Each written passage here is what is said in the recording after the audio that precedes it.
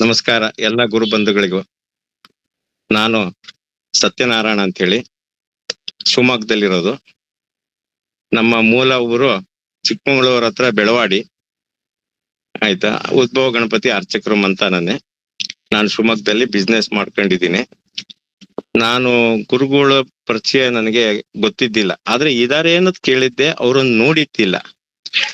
ಆ ನಂತರದಲ್ಲಿ ಏನಾಯ್ತು, ನಮ್ ಸ್ನೇಹಿತರೊಬ್ರು ಹಿಂಗೆ ಸಕರಾಯಪಟ್ಟಣದಲ್ಲಿ ಗುರುಗುಣಾಥರಿದ್ದಾರೆ, ಅವ್ರನ್ನ ಒಂದ್ಸಲಿ ದರ್ಶನ ಮಾಡ್ಕೊಂಬರೋಣ ಬನ್ನಿ ಅಂತ ಹೇಳಿ 2009 ಅಥವಾ 8 ಅನ್ಸುತ್ತೆ ಹೇಳಿದ್ರು. ಆಯ್ತು ಅಂತ ಹೇಳಿ ನಾವೇನ್ ಮಾಡಿದ್ವಿ, ಹೋದ್ವಿ ಸಕರಾಯಪಟ್ಟಣಕ್ಕೆ. ಅವತ್ತು ನಮ್ಗೆ ಗುರುಗಳ ದರ್ಶನ ಆಗ್ಬಿಡ್ತು ಫಸ್ಟ್ನೇ ಸಲಿನೇ, ಏನು ಪ್ರಾಬ್ಲಮ್ ಇಲ್ದಂಗೆ ಆಯ್ತು.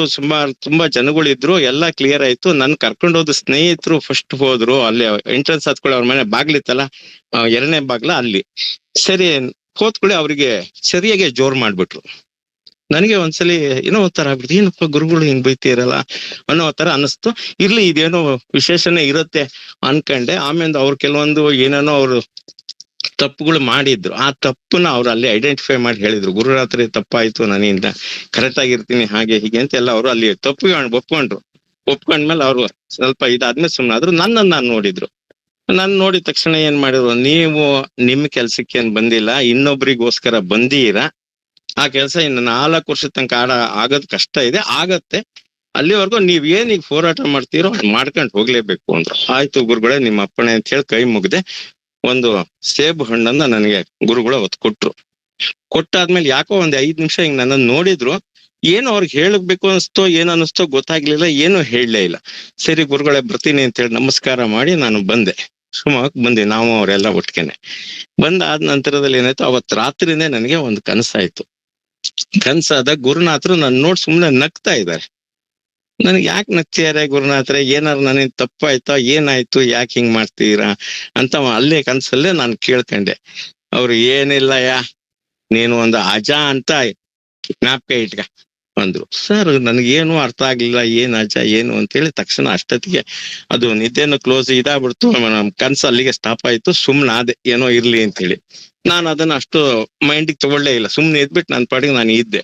ಒಂದು ತಿಂಗಳ ಮೇಲಾಗಿರ್ಬೋದು, ಇನ್ನೊಂದ್ಸಲಿ ಬಂದ್ರು ಕನ್ಸಲ್ಲಿ ಅದೇ ತರನೇ. ಬಂದಾಗ ಏನಂದ್ರು, ಒಂದ್ಸಲಿ ನಕ್ಕು ಬಿಟ್ಟು, ನಿನಗೆ ನಾನು ಒಂದ್ಸಲಿ ಕ್ಲೀನ್ ಆಗಿ ಅಲ್ಲಿ ಮನೇಲಿ ಏನು ಹೇಳ್ದಲೆ ಕಳಿಸ್ದೆ, ಇನ್ನೊಂದ್ಸಲಿ ಬಂದ್ ಹೇಳ್ದೆ, ಈಗ 2ನೇ ಸಲಿ ನಿನಗ್ ಬಂದ್ ಇಲ್ಲಿ ಹೇಳ್ತಾ ಇದೀನಿ. ಇದು ಇವತ್ತು ನಾನು 3 ಸಲಿ ನಿನಗ್ ಹೇಳ್ತೀನಿ, ನೀನ್ ಏನ್ ಬೇಕಾದ್ರು ಮಾಡ್ಬೋದು, ಮತ್ತೆ ನನ್ ನೆನ್ಸಕ್ ಹೋಗ್ಬೇಡ. ಯಾಕೆ ಗುರುಗಳೇ, ನಾನು ಏನಾದ್ರು ತಪ್ಪಾಗಿದ್ರೆ ಕ್ಷಮಿಸಿ, ನಿನ್ಗೆ ಅವತ್ ಏನ್ ಹೇಳಿದ್ನೋ ಅದನ್ನೇ ಮಾಡು ಅಂದ. ಸರಿ ಗುರುನಾಥ್ರೆ ಅಂತ ಹೇಳಿ ನಾನೇನ್ ಮಾಡ್ದೆ, ಒಂದು ಅಜ ಅಂತ ಹೇಳಿ ಏನ್ ಮಾಡ್ಬೇಕು ಗೊತ್ತಾಗ್ಲಿಲ್ಲ. ತಕ್ಷಣ ನನ್ ಮೈಂಡ್ಗೆ ಅನಿಸ್ತು, ಒಂದು ಈ ತರ ಸಂಸ್ಕೃತ ಅಲ್ಲಿ ಬರ್ಸಿ ಉಂಗ್ರ ಮಾಡಿ ಹಾಕೊಂಡ್ರೆ ಚೆನ್ನಾಗಿರುತ್ತೇನೋ ಅನ್ಕೊಂಡು ಆ ರೀತಿ ಹಾಕೊಂಡೆ. ಅವತ್ತಿಂದ ಇವತ್ತರೆಗೂ ನನ್ನಲ್ಲಿ ಇದೆ ಅದು. ಹಾಕೊಂಡ್ ನಂತರದಲ್ಲಿ ನನಗೆ ಎಲ್ಲಾ ತರದಲ್ಲೂ ಒಳ್ಳೇದಾಗ್ತಾ ಬಂತು. ನನಗೊಂದ್ ಸ್ವಲ್ಪ ಒಂದು ಕಂಟಕನೂ ಇತ್ತು. ಗುರುನಾಥ್ರ ಅದು ನೋಡಿದ್ ಕೂಡ ಅನ್ಸಿತ್ತು, ನನ್ ಮೊದ್ಲು ನನ್ಗೆ ಜಾತಕ ನೋಡ್ದಾಗ ಹೇಳಿದ್ರು. ಏನೋ ನಾನು ಪರಿಹಾರ ಮಾಡ್ಕೊಳಕ್ ಹೋಗ್ಲಿಲ್ಲ, ಅದೇ ಕಂಟಿನ್ಯೂ ಆಯ್ತು, ತೊಂದರೆ ಇಲ್ದಂಗೆ ನೀಟಾಗಿ. ಸರಿ ಅಂತ ಹೇಳಿ ಮಾಮೂಲಿ ನಾನು ಉಂಗ್ರ ಮಾಡಿಸಿ ದೇವ್ರ ಮುಂದಿಟ್ಟು, ನರಸಿಂಹ ನಮ್ಮ ಮನೆದೇವ್ರು ಅಲ್ಲಿ ಇಟ್ಟು, ನಾನು ಹಾಲಲ್ಲಿ ನೀರಲ್ಲಿ ಎಲ್ಲಾ ತರ ಅಭಿಷೇಕ ಮಾಡಿ, ನನ್ನ ಶಕ್ತಿ ಅನುಸಾರ ನನ್ನ ಬುದ್ಧಿ ಅನುಸಾರ ಪೂಜೆ ಮಾಡಿ ಗುರುನಾಥರ ಹೆಸರು ಹೇಳ್ಕೊಂಡು ನಾನು ಧರಿಸ್ಕೊಂಡು ಆರಾಮಾಗಿ ಇದ್ದೆ. ನಂತರ ಏನಾಯ್ತು, ನಮ್ಮ ಅಕ್ಕನ ಮಗ ಒಬ್ಬ ನನ್ನ ಜೊತೆಲೆ ಯಾವಾಗ್ಲೂ ನನ್ನ ಬಿಸ್ನೆಸ್ ಅಲ್ಲಿ ಇರ್ತಿದ್ದ. ಅವನು ಓದಿದ್ದೆ PUC ವರ್ಗು ಓದಿರೋದ್ರಿಂದ ನನ್ಗೆ ಏನಾಗುತ್ತೆ, ನಾನು ಒಂದೊಂದ್ರೆ ಒಂದು 10-12 ವರ್ಷ ನನ್ನ ಜೊತೆಲೆ ಇಟ್ಕೊಂಡಿದ್ರಿಂದ ಅವ್ನಿಗೆ ಏನಾರು ಒಂದು ಆಲ್ಟರ್ನೇಟಿವ್ ಮಾಡ್ಲೇಬೇಕಾಗಿತ್ತು. ಆಲ್ಟರ್ನೇಟಿವ್ ಮಾಡ್ಬೇಕು ಅಂದ್ರೆ ಹಣಕಾಸಿನ ವ್ಯವಸ್ಥೆ ತೊಂದರೆ ಇಲ್ಲ, ಎಲ್ಲ ಕರೆಕ್ಟ್ ಆಗಿ ಆಗ್ತಾ ಇದೆ. ಅದ್ರ ಯಾಕಂದ್ರೆ ನಾನು ಅವ್ರಿಗೆ ಸಂಬಂಧಪಟ್ಟಂಗೆ ಚಿಕ್ಕಮಂಗ್ಳೂರ್ ಕೋರ್ಟ್ಗೆ 20 ಸಲ ಓಡಾಡ್ಕೊಂಡಿದ್ದೆ. ಅದನ್ನೇ ಗುರುನಾಥರು 4 ವರ್ಷದ ತನಕ ನಿನ್ ಕಾಯಿ ಆಗತ್ತೆ ಅಂತ. ಅವ್ರಿಗೆ ಏನು ಆಯ್ತು ಆ ಪ್ರಕಾರ 4 ವರ್ಷಕ್ಕೆ ಆ ಕೆಲ್ಸ ಆಯ್ತು. ಕೆಲ್ಸ ಆಗಿ ಅವ್ರಿಗೆ ಏನು ಆಸ್ತಿ ಸೆಟ್ರೇಟ್ ಆಗ್ಬೇಕು ಎಲ್ಲ ಬಂದ ತಕ್ಷಣನೇ ನನ್ಗೇನಾಯ್ತು, ಇನ್ನು ಈ ಹುಡುಗಂಗ ಒಂದ್ ಮದ್ವೆ ಮಾಡ್ಲೇಬೇಕು, ಇವನು ಓದಿರೋದು PUC ಗ್ರೇಡು, ಇವನನ್ನ ನಾನೀಗ 10 ವರ್ಷ ಇಲ್ಲಿ ಇಟ್ಕೊಂಡು ಕೆಲಸ ಮಾಡಿಸ್ಕೊಂಡ್ಬಿಟ್ಟಿನಿ, ಇವನ್ಗೊಂದು ವ್ಯವಸ್ಥೆ ಮಾಡಿ ಮದ್ವೆ ಮಾಡೋದಿಲ್ಲ ಇದ್ರೆ ಸಮಾಜದಲ್ಲಿ ನಾನು ಕೆಟ್ಟವನಾಗ್ತೀನಿ ಅನ್ನೋ ತರ ಆಗ್ಬಿಡ್ತು. ಆ ನಂತರ ಗುರುಗಳಾತ್ರಿಗೆ ದಿನ ನಾನು ಸ್ನಾನ ಮಾಡಿ ಸಂಧ್ಯಾನ ಮಾಡಿ ಪ್ರಾರ್ಥನೆ ಫಸ್ಟ್ ಅಷ್ಟೇ, ಆ ಹುಡುಗಂಗ್ ನೀವೇ ರಕ್ಷಣೆ ಕೊಡ್ಬೇಕು ಇಷ್ಟೇ ಕೇಳ್ತಾ ಇದ್ದೆ. ಸರಿ ಏನಾಯ್ತು, ಒಂದು ಒಳ್ಳೆ ಕಡೆನೆ ಓದಿರೋ ಹುಡುಗಿ, ಇಂಜಿನಿಯರ್, ಒಳ್ಳೆ ಜಾಬ್ ಅಲ್ಲಿ ಇರೋಂತವಳು, 50,000 ರೂಪಾಯಿ ತನಕ ಸ್ಯಾಲರಿ ತಗೊಳ್ತೀರ ಹುಡುಗಿಯ, ಇವನನ್ನು ಒಪ್ಕೊಂಡ್ ಮದುವೆ ಮಾಡ್ಕೊಂಡ್ಬಿಟ್ಲು. ಮದುವೆ ಮಾಡ್ಕೊಂಡ ತಕ್ಷಣ ಅವರು ಗುರುನಾಥರು ನನಗ್ ದರ್ಶನ ಕೊಡ್ಲಿಲ್ಲ, ಆ ನಮ್ ಹುಡುಗಂಗೆ ನಾ ಅರವಿಂದ ಅಂತ ಹೇಳೋನ್ಗೆ ಅವನಿಗೆ ಮದುವೆ ಆಗಿ ಒಂದ್ ದಿವಸ ಆದ್ಮೇಲೆ ಆಯ್ತಾನೆ ನಿಂದೆಲ್ಲ ನೋಡು ನೀನ್ ಕೇಳ್ಕೊಂಡಂಗೆ ಎಲ್ಲ ಆಗಿದೆ ಕೊಟ್ಟಿದೀನಿ ಆಯ್ತಾ ಅಂತ ಅಂದ್ರು. ಅಷ್ಟ್ ಅನ್ಕೊಂಡ್ ಸಮಾಧಾನ ಆಯ್ತು. ಇದು ನನಗೆ ಗುರುನಾಥರಿಂದ 2 ತರದಾಯ್ತು ಇನ್ಸ್ಟೆನ್ಸ್. ಒಂದು ನನಗೆ ಪರ್ಸನಲ್ ಆಗಿ, ಇನ್ನೊಂದು ನಾನ್ ನಮ್ಮ ಅಕ್ಕನ ಮಗನಿಗೆ ಒಂದು ವ್ಯವಸ್ಥೆ ಮಾಡ್ಬೇಕಾಯ್ತು. ಆ ವ್ಯವಸ್ಥೆನ ಕೋರ್ಟಿಗೆ ಸಂಬಂಧಪಟ್ಟಿದ್ದು, ಆಸ್ತಿ ಸಂಬಂಧಪಟ್ಟಿದ್ದು ಎಲ್ಲ ಸೆಟ್ರೇಟ್ ಆಯ್ತು. ಅವನಿಗೊಂದು ಮದುವೆನೂ ಆಯ್ತು. ಇವತ್ತು ಅವನಿಗೊಂದು 5 ವರ್ಷದ ಮಗುನೂ ಇದೆ. ಚೆನ್ನಾಗಿ ಸಂಸಾರ ಮಾಡ್ಕೊಂಡು ಅನ್ಯೋನ್ಯವಾಗಿ ಗಂಡ ಹೆಂಡತಿ ಇದ್ದಾರೆ.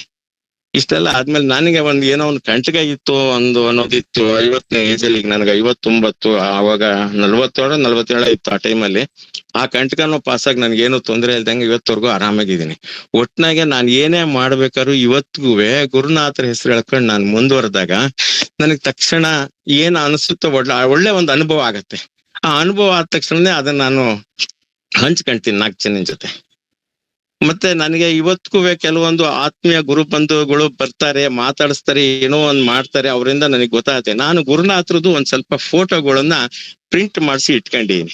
ಯಾರು ಸಾತ್ವಿಕರಾಗಿದ್ದು ಗುರುಗಳನ್ನ ಚೆನ್ನಾಗಿ ನೆನೆಸ್ತಾರೆ, ನಂಬುತ್ತಾರೆ ಅಂತವ್ರಿಗೆ ಆ ಫೋಟೋ ಕೊಟ್ಟು ನೀವು ಇದನ್ನ ನಿಮ್ ಮನೇಲಿ ಇಟ್ಕೊಂಡು ಪೂಜೆ ಮಾಡಿ ಅಂತ ಹೇಳ್ತೀನಿ. ಅಂತವ್ರು ತಗೊಂಡೋದ್ರು ತುಂಬಾ ಚೆನ್ನಾಗಿದ್ದಾರೆ.